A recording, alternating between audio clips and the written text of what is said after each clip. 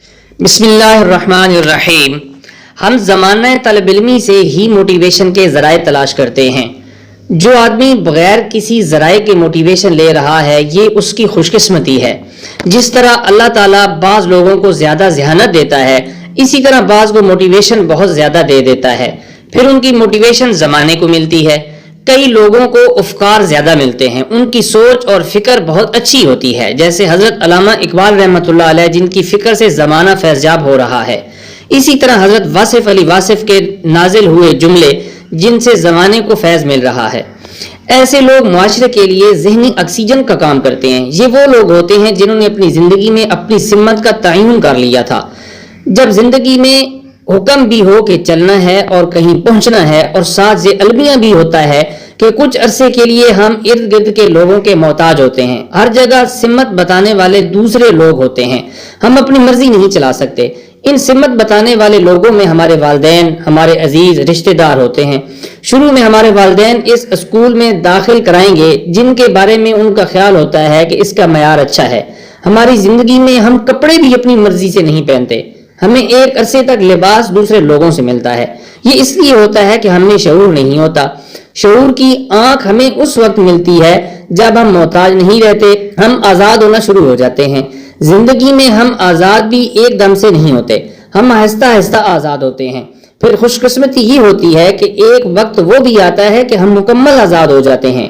کئی لوگ تو بڑی عمر میں بھی آزاد نہیں ہوتے۔ جب شعور کی آنکھ کھلنے لگے تو سب سے پہلا کام یہ کیجئے کہ باقاعدہ بیٹھ کر غور و خوض کر کے زندگی کی کوئی سمت ضرور دیجئے۔ اس کی وجہ سے ہے کہ اس وقت ہمارے پاس جتنی زیادہ توانائی ہوتی ہے، اتنی توانائی کے ساتھ جو کام ہو سکتے ہیں اگر وہ نہ کیے جائیں تو پچھتاوا رہ جاتا ہے۔ قدرت جتنے منٹس میری جیب میں ڈالتی ہے اتنے ہی منٹس ہر ایک کی جیب میں ڈالتی ہے۔ وہ آدمی ترقی کر جاتا ہے یا آگے بڑھ جاتا ہے جو ان منٹس کو استعمال کرتا ہے۔ جو توانائی آپ کے پاس ہے، جب آپ رات کو سونے لگیں تو اپنے آپ سے یہ سوال کیجئے کہ کیا میں نے ان منٹوں کو بھرپور استعمال کیا ہے؟ آپ غلط گاڑی پر 15 منٹ کے لیے سفر نہیں کر سکتے، 10 منٹ غلط راستے پر سفر نہیں کر سکتے۔ بالفرض اگر آپ غلط سمت سفر بھی کر لیں تو پھر بھی دوسری گاڑی پکڑ کر اصل جگہ پر جایا جا سکتا ہے۔ اگر زندگی کے سفر میں کہیں غلط پہنچ گئے تو کیا وقت واپس آ جائے گا؟ کیا یہ ممکن ہے کہ کوئی بٹن دبایا جائے اور وقت واپس آ جائے؟ یہ ممکن ہی نہیں ہے۔ آپ کی عمر چاہے جتنی زیادہ کیوں نہ ہو، مگر جب سمت ٹھیک ہو جاتی ہے تو پھر کیا بات ہے۔ شیخ سعدی سے کسی نے پوچھا آپ کی عمر کتنی ہے؟ آپ نے فرمایا 4 سال۔ اس نے کہا آپ کے تو بال سفید ہو گئے۔ فرمانے لگے مجھے شعور 4 سال پہلے ملا ہے۔ اگر شعور مل جائے تو پھر ایک ایسی زندگی جس میں سمت نہیں ہے، سمت آ جاتی ہے۔ اگر یہ کہا جائے کہ آپ کی 100 سال کی بے سمت زندگی سے ایک دن کی سمت والی زندگی زیادہ بہتر ہے تو یہ غلط نہیں ہے۔ یہ جملہ اسی جملے سے مماثلت رکھتا ہے کہ شیر کی ایک دن کی زندگی گیدڑ کی 100 سالہ زندگی سے بہتر ہے۔ آپ کی 100 سال کی زندگی ہو اور اس میں سمت نہ ہو تو اس سے بدرجہ بہتر ہے کہ صرف ایک دن کا جینا ہو جس میں سمت ہو، شوق ہو، جذبہ ہو، محبت ہو، اخوت ہو، رواداری ہو، عدل و انصاف ہو، محبت ہو، انس ہو، باہمی تعاون ہو، جس میں آپ کو کم از کم یہ یقین ہو کہ میرا دل میرے ساتھ ہے، میری روح میرے ساتھ ہے، میرا اللہ میرے ساتھ ہے، میرا کام میرے ساتھ ہے، میرا ذوق میرے ساتھ ہے۔ آپ نے جس سمت کا انتخاب کر لیا ہے، خاموش ہو کر سر نیچا کر کے چلتے جائیں۔